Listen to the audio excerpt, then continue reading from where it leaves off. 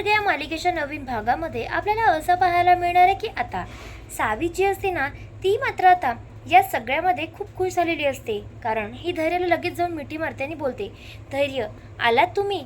आणि असं असं म्हणून ते तिचे अश्रू पुसत असते आणि त्याला पटकन मिठी मारते. या सगळ्यामध्ये लगेच ती बोलते, सुधाकर काका कुठे आहेत. आता असं म्हटल्यानंतर सुधाकर काका आणि त्यांची बायकोही येत असतात. इतकंच नाही, या सगळ्यानंतर दामिनी वगैरे सगळे तिथे आलेले असतात. हे पाहून लगेच दामिनी बोलते, काय ग, तू बरी कधी झालीस. आता असं म्हटल्यानंतर तिला जाणवतं की अरे, आपण तर ॲक्टिंगच करत नाही आहे आणि सगळ्यांच्या समोर सावी बरं झाल्याचं आता सत्य आलेलं असतं. तर आता या सगळ्यानंतर सुधाकर काका हे दामिनीचं पितळ उघडं पाडण्यात यशस्वी ठरेल का, हे आपल्याला पाहायला अत्यंत मनोरंजक ठरणार आहे. तर त्यासाठी आता चॅनल सबस्क्राईब करा, जेणेकरून तुम्हाला असेच नवनवीन आणि लेटेस्ट एपिसोड सगळ्यात लवकर पोहोचतील. तुम्ही पूर्ण भाग बघा, तुम्हाला कळेल की काय झालं आणि काय नाही. जुळली गाडगे या मालिकेच्या आजच्या भागामध्ये आपल्याला असं पाहायला मिळतं की सावी जी असते ना, ती आता विचारच करत असते. तितक्यातच ती आणि आता आर्या हे दोघीजणी खेळत असतात. भास्कर हा फोनवर बोलत असतो. नीताला अवंती बोलते, जा प्लॅनिंग चालू कर. इकडे इराही तिच्यावर लक्षच ठेवून असते.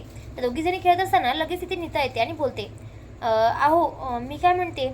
इकडे सावीचं मात्र लक्ष अर्ध तिच्याकडे आणि अर्ध असलेल्या जवळच्याच काठीकडे जातं. कारण तिचं प्लॅनिंग मात्र तयारच झालेलं असतं. इकडे इराही आता तिलाही कळत नसतं, पण तिला मात्र त्यांच्यावर नजर ठेवायची असते. काही आता या सगळ्यामध्ये भास्कर जेव्हा फोनवर बोलत असतो ना, तेव्हा तिथे नीता येते. नीता लगेच बोलते की आता कसं करू. ती मनातल्या मनात बडबडत असते. तितक्यात लगेच भास्करचं लक्ष तिच्याकडे जातं आणि बोलतं, काय ग, काय झालं, इथे काय करतेयस आणि कळतंय का तुला, तू कशी माझ्या मागं फिरतीये. त्यावर लगेचच तिथे आता ती नीता बोलते, नाही खरं तर दुसरं काम होतं आणि इथून जातच होते फक्त. त्यावर लगेच भास्कर बोलतो, जाते तर जा ना, मग मला काय भोग करायला आली आहेस का इथे. आणि असं म्हणून तिला हकलून लावतो. इकडे बिचारीचा अपमान तो वरचेवर करत असतो. तितक्यात सावी बोलते, भास्कर भाऊजी, तुम्हाला खूप शौक आहे ना बायकांचा अपमान करायचा आणि त्यांना पायाशी ठेवायचा. आता बघाच तुम्ही तुमचा कसा दिवा लावते मी. आणि इकडे या सगळ्यामध्ये सावी जी असते ना, ती आता बरोबर त्या नादाने लागलेली असते. तितक्यातच नीताला तो बोलतो, एक काम कर, पाणी घेऊन ये मस्तडी. आणि आता पाणी घ्यायला ती पाठवते. या सगळ्यामध्ये ती पाणी घेत असते. तेव्हा अवंती तिला बोलते, हे बघ नीता, आजच्याच तुला काम करायचं आहे, तुला माहिती आहे ना तुला काय करायचं आहे. त्यावर लगेच ती बोलते, होय होय वहिनी. आणि असं म्हणून ती लगेच एक ग्लास भरून पाणी घेऊन येते आणि भास्करला बोलते, अहो हे घ्या. तितक्यातच तिचं लक्ष तिच्या हातामध्ये असलेल्या कॉक्रोचकडे जातं. ती कॉक्रोच तिच्या शर्टवर टाकते. आणि या सगळ्यामध्ये ती आता इशाराने अवंती आणि सावीला झालं काम असं म्हणत असते. त्यावरच ती आता तिथे म्हणजे तो जो असतो ना भास्कर, तो पाणी पितो आणि ग्लास ठेवतो. आता या सगळ्यामध्ये नीता तर दूर होते, पण तितक्यातच तिथे सावी बोलते, झुरळ झुरळ झुरळ. आणि असं म्हणून त्याच्या मागं लागलेली असते. त्याला खूप मारते. म्हणजे खरं तर तिच्या हातात काडी असते आणि ती बोलते, थांबा, तुमच्या अंगावर झुरळे, त्याला मारू दे आधी. आणि असं म्हणून त्याला मारत असते. या सगळ्यामध्ये त्याच्या हाताला, त्याच्या पायाला त्याला खूप खूप खूप मारत असते. आणि इतकंच नाही, तो पडूस तर मारतो. आता या सगळ्यामध्ये नीताला तो बोलतो, नीतू प्लीज वाचव ना मला हिच्यापासून, हे सावे बंद कर ना, येडी पागल झाली का काय. आणि असं वगैरे म्हणत असते. दामिनी येते आणि दामिनीसोबत इरा सुद्धा येत असते. आता या सगळ्यामध्ये तो दामिनीजवळ जातो. असं म्हणून दामिनी एक झोडपा खाऊनच घेते. तितक्यातच इरा बोलते, हे सगळं काय चाललंय नाटक, ही पोरगी ना मुद्दामुळे असं वागते, मला आता असंच वाटते. तितक्यातच भास्कर आता नीताच्या पायाशी लोळत असतो. यावर लगेच दामिनी बोलते, काय करतेस तू, पागल झाली आहेस का, सोडते लवकर काढी, त्याला कशाला मारतीयस. त्यावरती बोलते, अहो दामिनी मॅडम, झुरळे झुरळ, तुम्हाला माहित नाही, त्यांना चावेल आणि त्यांना वाचवण्यासाठी मी सगळं करते. त्यावरती बोलते, अगं पण तू त्याला किती मारतीयस, मारू नको, असं नको करू, असं वगैरे म्हणत असते. अवंती आणि आर्या तर खूपच मज्जा घेत असतात. आणि या सगळ्यामध्ये नीताला मनातून खूप छान वाटत असतं. आजपर्यंत यांनी आपल्याला खूप मारलंय, पण आज त्यांना आपल्यासमोर, आपल्या डोळ्यासमोर, आपल्या पायात पडून मारताना मात्र ती पाहून अगदी मनोमन सुखावते. आता हे सगळं मात्र चालूच असतं. त्यावर लगेचच नीता जी असते ना, ती आपलं वागणं विचारत घेत बोलते, अहो सावी प्लीज थांब ना. ती मात्र मुद्दामून तशी वागते, कारण असं जर नाही वागलं ना तर आपल्यावर सगळं येऊ शकतं असं तिला माहीत असतं. त्यावर लगेच ती धैर्यतोनी बोलतो, काय करतेस सावी, जरा शांत हो. आणि असं म्हणून तो सावीला शांत करत असतो. तितक्यात लगेच तिथे आता हे सगळं वागणं बघून तो बोलतो, म्हणजे काय नेमकं काय झालंय. त्यावर सावी बोलते, अहो बघा, यांच्या फ्रेंड त्यांच्या अंगावर नाही का झुरळ आहे, म्हणून त्यांना मारायचंय, मला खूप भीती वाटते. त्यावर लगेच तो बोलतो, जरा शांत हो, किती मारतेस त्याला. त्यावर लगेचच इरा बोलते, एक मिनिट. आणि असं म्हणून ती हातातलं झुरळ देते आणि बोलते, हे झुरळ म्हणताय का, अगं हे खोटं आहे ना. त्यावर लगेच धैर्य बोलतो, होय की, हे काय खोटं आहे आणि नाही चावणारे त्याला झुरळ वगैरे, जरा शांत हो बरं तू. आता असं म्हटल्यानंतर लगेच सावीचं जे वागणं असतं ना, ते पाहून इराला मात्र तिच्यावर दाट संशय आलेला असतो. तितक्यातच धैर्याचा फोन असल्यामुळे धैर्य निघून जातो. खरं तर तो आता इन्स्पेक्टरसोबत बोलत असतो. इन्स्पेक्टरकडून माहिती मिळते की सुधाकर रावांचा पत्ता लागलाय, त्याच्यामुळे तो त्या कामात लागलेला असतो. तितक्यातच दामिनीला कळतं. ती बोलते की काही झालं ना तरी आता मला हे सगळं थांबावंच लागेल. इकडे आता या सगळ्यात तो म्हणजे खरं तर तिथे येत असतो. त्यावर लगेच सावी बोलते, काय झाले फ्रेंड? दामिनी सुद्धा तेच विचारते. त्यावर तो बोलतो, इन्स्पेक्टरांचा फोन होता, सुधाकर काकांचा पत्ता लागलाय. पण आई मला एक समजत नाहीये, हे सुधाकर काका एवढं सांगून चांगलं. त्यावरती बोलते, आताच्या आता जरी थांबवलं नाही तर माझं पोल सगळ्यांसमोर खुलूच शकते.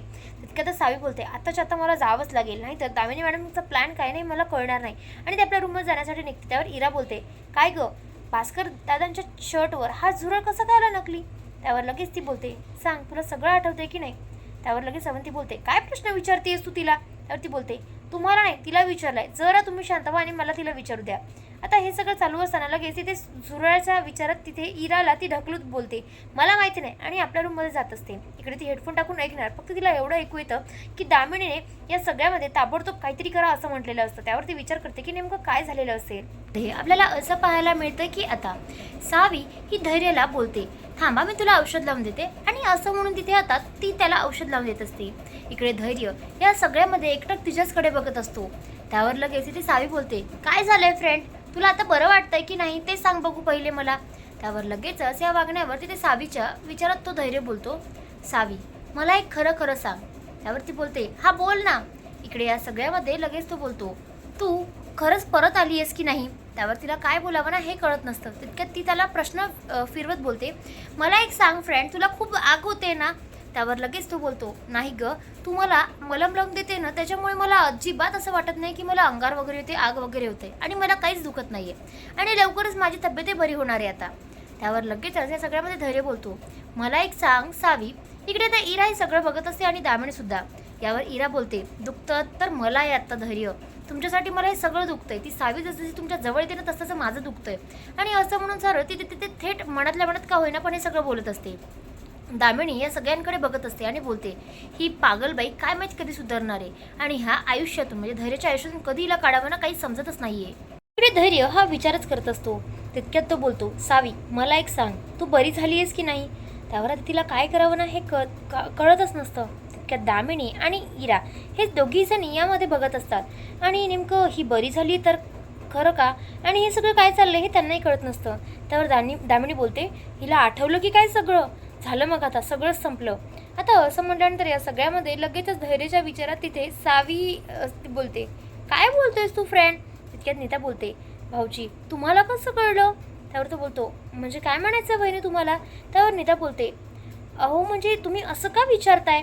त्यावर लगेचच धैर्य बोलतो, एक सांगू का वहिनी, काहीही झालं ना राऊंड राऊंड मनात एकच विचार येतो की सावी बरी झाली आहे, पण काय सांगावं, कधी हे सगळं संपतंय ना काय माहिती, कधी सावी बरी होते आणि कधी मी तिच्यासोबत वापस संसार करतो ना हेच मला कळत नाही आहे. आणि असं म्हणून तिथे आता तो धैर्य तिच्याबद्दल बोलत असतो. धैर्याच्या विचारात मात्र दामिनी जी असते ना ती या सगळ्यामध्ये लगेच धैर्याला बोलते की फ्रेंड तुला काय वाटतंय, मी खरंच बरी झाली, मी बरीच तर आहे, आणि हे काय तूच तर मला वाचवलं ना. परत ती लहान मुलांसारखीच वागत असते. त्यावर लगेचच तिथे धैर्य बोलतो, बरं ते सगळं ठीक आहे, मी काय म्हणतोय सावी, मी जरा येऊ का, मला थोडं काम आहे. त्यावर लगेचच तिथे धैर्य बोलतो की चला मी येतो, तू काही म्हटलं तरी मला जावंच लागेल आणि थोडं काम आहे बाळा. आणि असं म्हणून तो सावी जवळून इकडे निघून जातो. दामिनी आणि इरा ह्या दोघीजणी हे विचारच करत असतात, आता हे नेमकं जे काही घडलं ते काय होतं. इकडे इरा मात्र अजूनही त्यांच्यावर लक्षच ठेवून असते, तर दामिनी तिथून निघून जाते. इराला मात्र काय बोलतायत ते काही ऐकू येत नसते. इकडे सावी जे असते ते लगेच त्यांना बोलते, या सगळ्या गडबडीमध्ये आपल्याला रीनाला डिटेल्स पाठवणं राहूनच गेलीत, आणि असं म्हणून ती बोलत असते. तितक्यातच नीता आणि अवंती बोलतात, काळजी करू नको, आपण लवकरात लवकर जाऊयात. आता इरा बोलते, या सगळ्यामध्ये आजकाल या तिघींचा खूपच खुसूरफुसूर चालली आहे, नेमकं काय गॉसिप करत असतात ना हे मला माहितीच करून घ्यावं लागेल, यांच्यावर पूर्ण संशय आहे, जर मी हे सगळं लक्षात ठेवलं तरच बरं. आणि असं वगैरे म्हणून मात्र ती आता बोलत असते. सावी जी असते ना ती आता लगेच बोलते, चला पटकन आपण रूममध्ये जाऊयात आणि सगळे डिटेल्स सेंड करूयात. दोघी तिघी जणी निघालेल्या असतात. इकडे इराला मात्र त्यांच्यावर नजर ठेवायचीच असते. अवंती, नीता आणि सावी या तिघी जणी त्यांच्या बेडरूममध्ये येतात. अवंती जी असते ना ती पटकन फोन घेते आणि बोलते, दे आण फोन, पटकन मी सेंड करते सगळं काही नीता म्हणजे रीनाला, आणि ती आता सगळं फोनवरून सेंड करून टाकत असते. इकडे सावी बोलते, मला एक कळत नाही आहे काय करू मी, म्हणजे मला असं वाटतं की आपल्यावर संशय येतो आहे, असं का वाटतंय वारंवार. तितक्यात नीता बोलते, जाऊ देत, मी एक सांगू का, तू अशीच वाग, आणि महत्त्वाचं म्हणजे तू कोणाला घाबरू वगैरे नकोस.